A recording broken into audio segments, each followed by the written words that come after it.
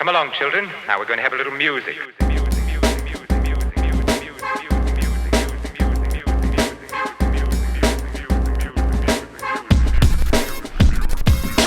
Yo, what is up, guys? Welcome back to First Cut. This is our Ant-Man Quantumania spoiler review. We know we are late, but we're still going to talk about it because there's a lot to get into in this movie. I'm here back in the house with RB3. RB3, how you feeling, man? Man, I'm hating that we have to sit here and review this movie, man. It's tough. This is the opening film for Marvel Phase 5. What the big next chapter of Marvel is going to be, starting off with Kang the Conqueror, with the multiverse timelines, with everything that's crazy happening inside of this movie. This is how Marvel is choosing to open up their Phase 5. How do you feel about their decision to start with this movie, RB3? Well, I feel like they made the wrong decision in just releasing the CGI pile of goop to begin with.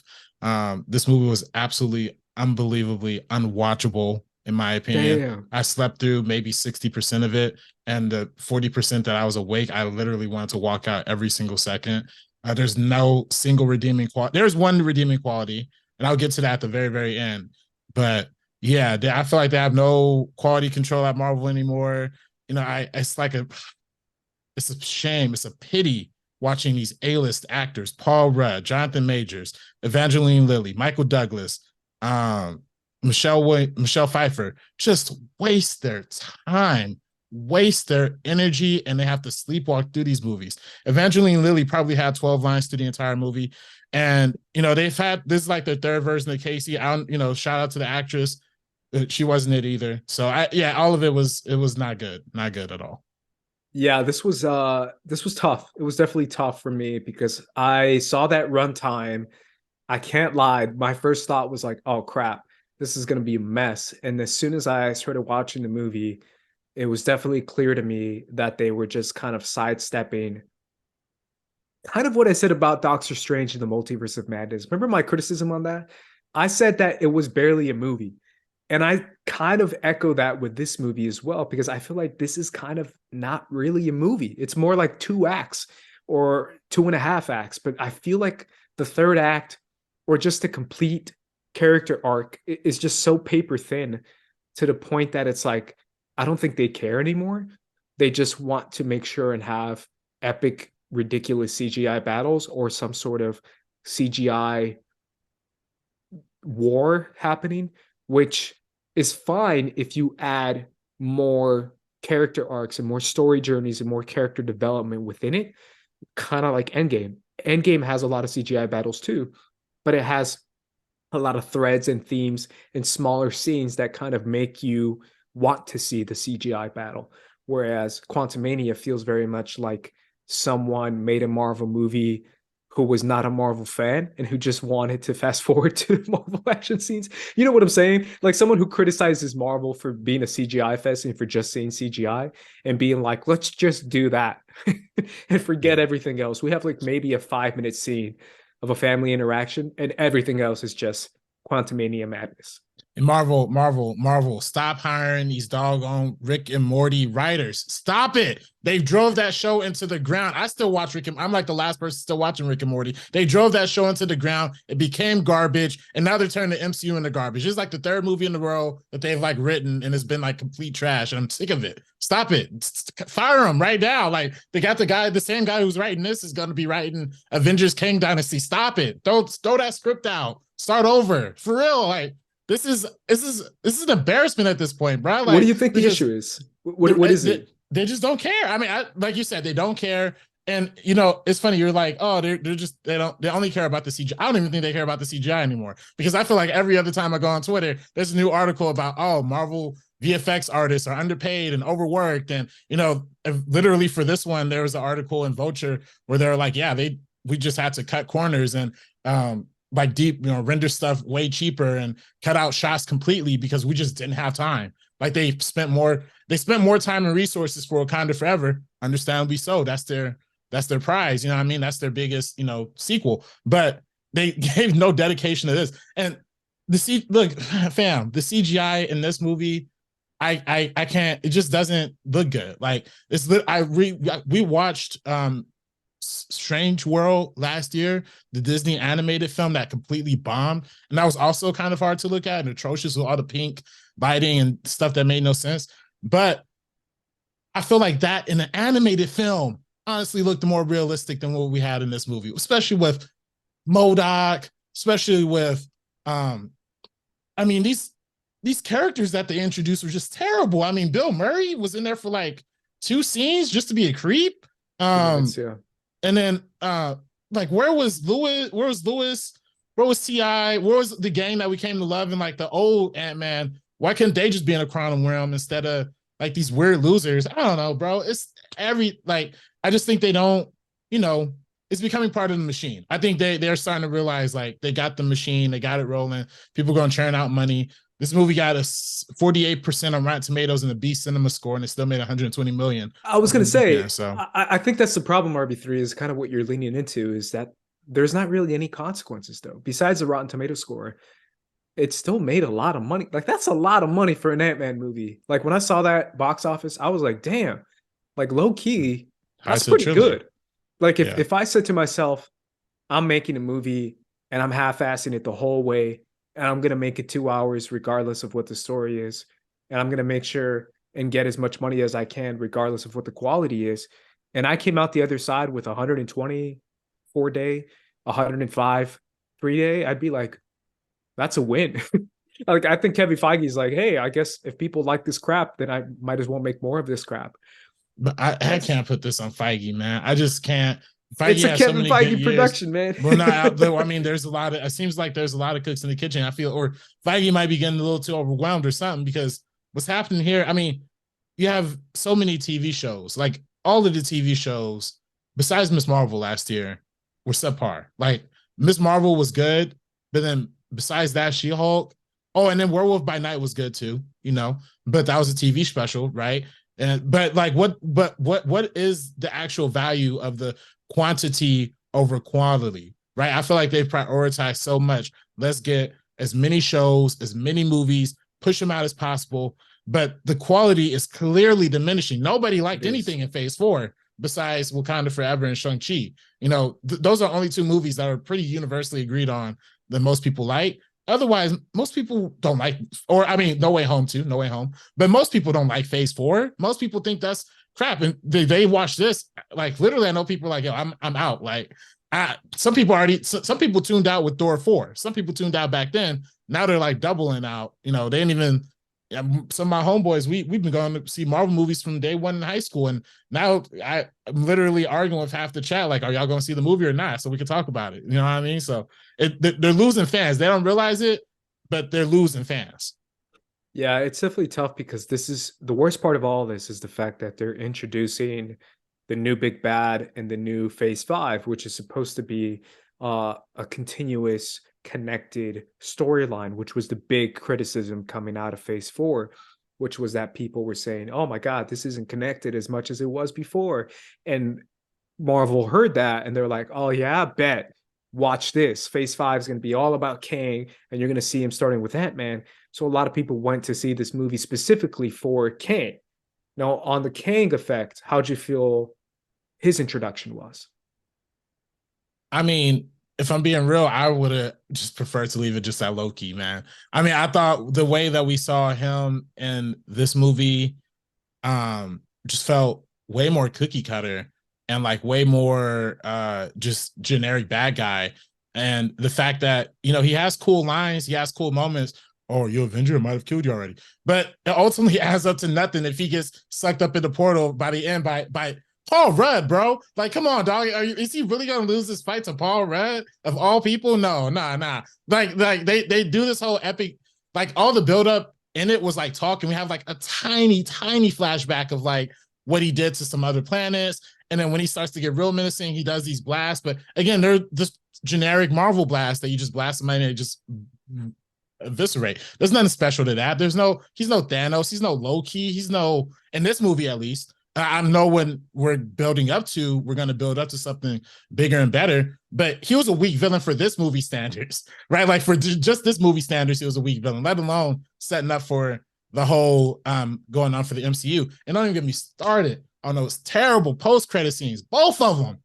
Well, granted, the low-key one, that probably wasn't like, that was probably just a cut scene from the from the show. So that one is like, all right, I'm at least excited to see what the full context of that. But man, the makeup, the visuals, effects of when it's the multiple Kangs talking to each other in that post-credit scene actually looked really bad too. That looked like that was some CW like TV budget nonsense right there. So yeah, they did Kang, and shout out to my boy Jonathan Majors, man. He's killing it this year. Creed 3, watch him. I put out my review for Creed 3 already on the channel. Watch that and watch how lovingly and how enthusiastically I speak on his performance in that movie, and watch how I'm speaking on his performance in this movie. It's just night and day. It's not even in the same tier, in my opinion. I'm gonna disagree just because I feel like what's interesting about Kang to me is Jonathan Majors. The character itself to me is just, like you said, cookie cutter, very simple, Marvel blasts. All that stuff you said is 100% spot on. But I feel like his performance is just so interesting and engaging. And then his various characters of playing different versions of Kang, to me, is kind of cool and weird and different and a little bit quirky. It kind of reminds me of, I know everyone is like, oh my God, did you see Willem Dafoe in No Way Home? As if he wasn't there in 2002. And as if he didn't give that same performance in 2002. That's my whole problem with No Way Home, by the way. But I hate that they just watch Spider-Man. Anyways, the original. I feel like it kind of reminds me of that. It reminds me of like a Willem Dafoe or a I don't want to put too much on him, but on the Dark Knight Joker, on Heath Ledger, like a very out there, insane kind of actor, like a Jonathan Majors, who's willing to go absolutely apeshit with his performance versus someone like, I don't know, Michael Douglas, who's just reading lines, or his daughter, who's just absolutely just saying 2 lines every word, and Ant-Man, who's saying like, oh my God, let's go over here. Like, he, to me, was at least interested and was at least giving something and at least trying something. So I'll give him that. But the idea of like building up a Marvel villain to me is fascinating, because you're right. He did get beat by him. And I don't know if there's anything coming back from that. How do you come back from that? Except adding like 1 million of them, I guess. But even then, it's like, would you prefer 1 million versions of one subpar strong villain, or one version of one really good villain? And to me, I feel like most people would be like, I want to see one damn good villain rather than 100. I don't know how they're going to do Kang Avengers, Kang Dynasty. Is it going to be like 100 Kangs running around and they're just going to be blasting them as if they were stormtroopers, or as if they were like battle droids? Like, that's, to me, that's kind of like, oh, I killed Kang 2. I killed Kang 300. I killed Kang 304. That's the CW part of it. That's what felt like some CW, bro. Like, and then they're gonna come in like the Ultron bots. It's like, yeah, is that really what they're gonna have Jonathan Majors do? Like, come on, man. This is supposed to be the new big bad. That's what I'm saying. It's a waste. It's wasting time. He's wasting time, and this makes me mad because I talked about it before on this channel. He was originally supposed to be in that movie Breaking with starring John Boyega. He was supposed to be in that film. Yeah. And I'm not saying like it's a secret. The director of one of the producers literally tweeted about it in real time as it happened. She just didn't say the names, but you can use context clues to figure out the names. But yeah, she also produced It Follows, by the way. She said, we had the film, we were going to shoot it, and literally right before we were going to film, Marvel called him up for a movie in Atlanta. He had to go, and we had to recast. So it's like, fam, what? Like, we could have seen you in an amazing, almost, beautiful, independent, almost Oscar-worthy performance. But then we're wasting time with Ant-Man. Like, come on, dog. Like, and to me, it's like, and again, I'm glad these actors are getting their money. I'm glad they are, I'm glad Jonathan Majors is getting to have that star power and getting that big, like, universal name. Because even you look at the posters for this movie, Kang is literally the bigger figure on the posters, even bigger than Ant-Man. So it's like they're literally pushing him as the focal point of this movie. But I'm glad to see that part of it. But it can't be, in my opinion, the worst movie of the MCU. it just can't have it. Just you can't introduce your new big bad in a movie that is literally to me worse than Thor. Everybody's saying, "Oh, what's worse, Thor 4 or this?" To me, this is worse. This is definitely worse. To me, this is worse than The Incredible Hulk 2008. There's just a lot of movies that I would bury this. I don't know if I would say there's another MCU movie that I would rank under this personally. So, Talk to me about a specific moment that you saw it in theaters watching it, a spoilery moment, because it's our spoiler review, that you were like, oh crap, this isn't good. Like a scene or something like that. I mean, That I just knew. I knew as soon as the Bill Murray scene started, and he was like fake flirting with Michelle Pfeiffer. I knew that was gonna be cringeworthy. I what'd you think of actually just MODOK?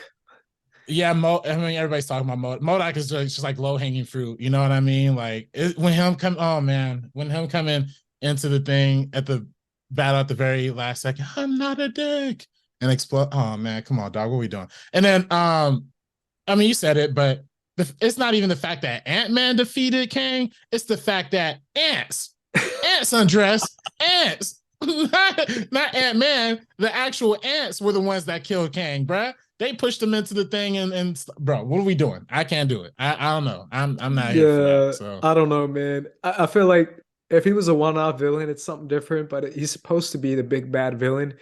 And if you get beat by ants, it's hard to come back, man. That's hard. He's got to do a lot of work to try and yeah, convince us that he's still worthy of destroying 100 Avengers or whatever he's supposed to yeah. be He gotta worthy kill. of.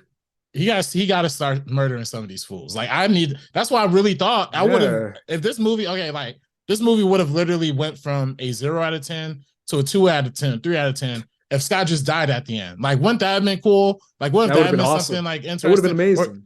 even the original, I read online, even the original plot was that they were supposed to get trapped in the quantum realm, Scott and Hope, by the end. So even that is a much more favorable ending than him coming back at the end, all jolly walking with this weird voiceover, bro.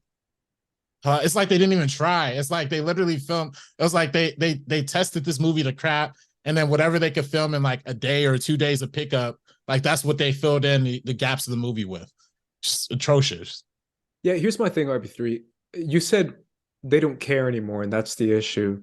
And I feel like part of it too is the fact that they're making money regardless of what the quality is.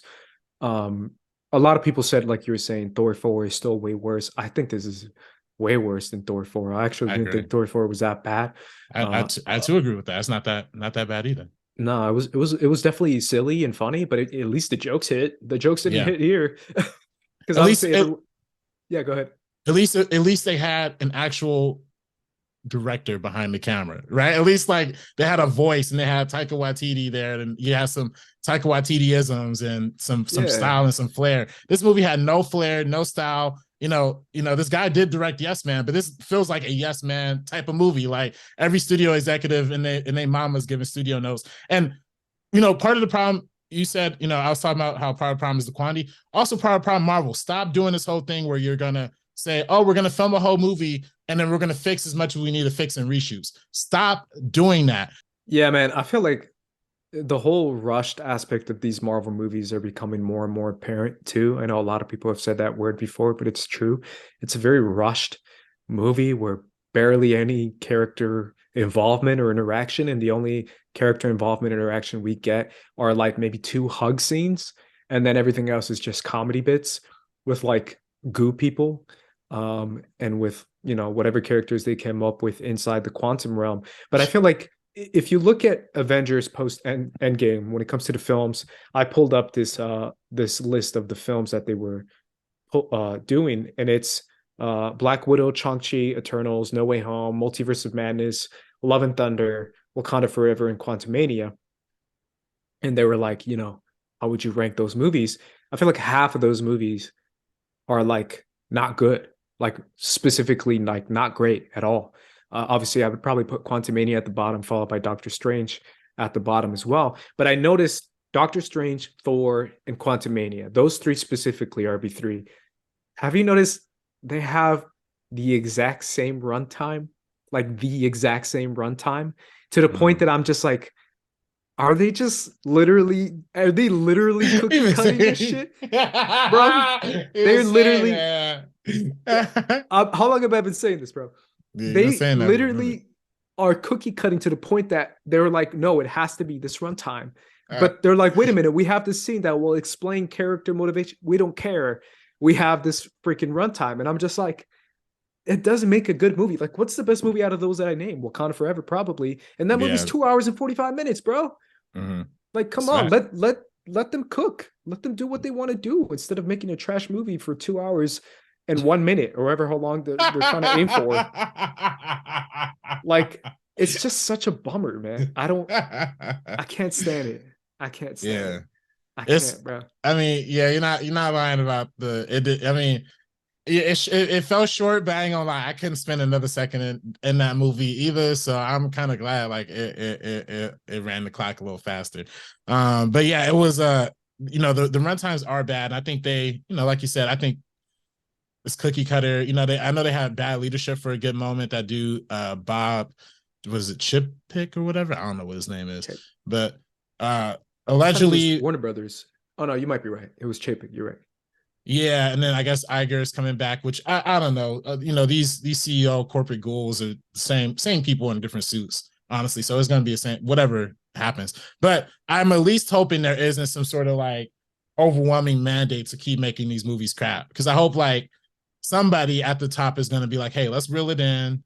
Let's, instead of 3 movies a year, let's go back to 2. Instead of 4 TV shows a year, let's do maybe 1. And let's really focus on making that super, super hard. Because even in Star Wars, like they don't go that hard in Star Wars. It's maybe like 2 shows a year, maybe. I mean, animated is different, but what, like 1 live action show, 2 live action shows? Marvel, we just had 4 last year. We don't need that much. We don't need that much. Yeah. No, I agree, man. And I feel like it's just an interesting place that we're at in movies. How are you feeling about just where the state of movies are right now? I mean, despite Ant-Man, I do kind of I still have a little faith in the world You of think cinema. so? Here's my thing, man. So. We have the Oscars coming up in 2 weeks. This is about to be the lowest rated Oscars in the history of history. You think so? Oh yeah. Oh yeah. Why Name me one Oscar movie that people are excited for. Avatar 2? Are they excited for it though? It's just got 1 Elvis? nomination. Nah, it got Best Picture. I mean, People see this Elvis, is bro.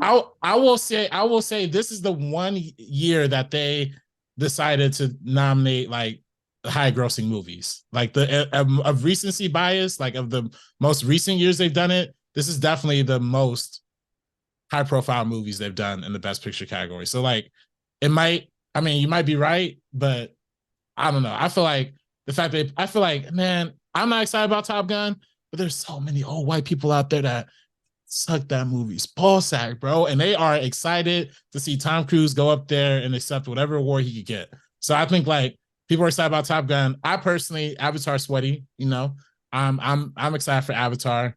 And Elvis, like, even when I posted the Elvis review, like, earlier this week, people were still getting at me like, oh, keep me so mad at Elvis. The movie came out like a year ago. Shut up. So yeah.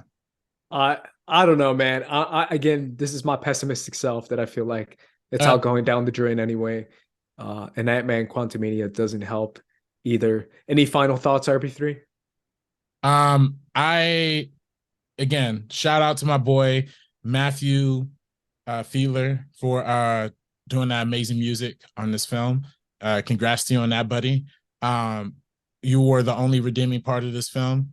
Otherwise, fire all the Rick and Morty writers.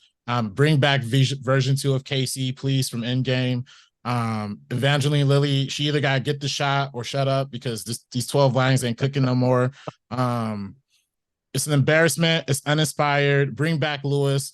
Stop recycling CGI from your movies. And this might just be one of the worst movie experiences I've had in my entire life. Damn, bro, I'm bad? Sorry. I hate to be like that. I'm a Marvel guy. You know what I mean? I love Marvel through and through. Y'all are my peoples. But this wasn't it, man. This really wasn't it. It's crazy, right? Because the next one we have is Guardians 3, which I'm actually hopeful for. I think that's going to be good. I think it'll be good. It'll be nostalgic. It'll be funny. The trailer is already making me laugh. compared to this movie, which nothing made me laugh in this movie, which is saying something because it's supposed to be a comedy. So I think that'll be better already. I'm looking forward to what Jonathan Majors is going to do. That's my biggest takeaway from this movie. If it's anything positive to me, like I said before, he's the only one who's actually acting and trying to do something weird and different and crazy and insane in an actual comic booky way, and not just stereotypical cookie cutter, like you said, where everything else to me felt very much the same and very much formulaic. His to me was at least different. His post-credit scene I actually like because it's so freaking weird and out there that I'm curious what he's going to do with more of these characters. So I'll just put it at that. I'll watch Loki season 2, obviously, because I love Loki. Yeah. And I'm hopeful for his performance and what he does, because I do feel like, again, he's trying. Everyone else is not trying. Everyone else is like phoning it in. So that's probably my last thought. Out of 10, what are you giving this? Probably near 4 or 3. All right. Right, 3 or 4. I feel that. It's definitely. What do you put it as your ranking for post Endgame? Oh, dead bottom. I mean, it's dead bottom MCU. Period. It's just like no other Marvel movie has been this bad to me. Think about it, man. As I said before, and I know I'm bringing this up again, but Shang-Chi, Black Widow, Eternals, No Way Home, Multiverse Thor, Quantumania, Wakanda. I would put Wakanda, Shang-Chi, Black Widow, No Way Home at the top. Probably No Way Home second or third, then Shang-Chi, and then Black Widow, and then Eternals, and then Love and Thunder, and then Multiverse, and then Quantumania. That's probably my list. Yeah, I like Multiverse a little bit more than you did. Yeah, I didn't. So I mean, understandable. I mean, I'll probably do, if I would rank it, I'll probably do Wakanda Forever #1, of course. Probably do. I mean, it switches back and forth for me every day, but probably No Way Home #2. No, forget it. I'm Shang-Chi #2, No Way Home #3, #4. Eternals. This is where it gets bad. Thunder. Yeah, Eternals, and then Black Widow, and then Multiverse of Madness, then Love and Thunder, and then Ant-Man, Quantumania. But for the most part, you can agree with me when I say there's like 3 or 4 of those. There's like three that are like actually really good through and through, for sure. Yeah. And Eternals, that's not good. Eternals could have been great. Like that's the only, I have a tough time with Eternals because it could have been great, and that's the one that didn't have the runtime. If anything, that movie was too long.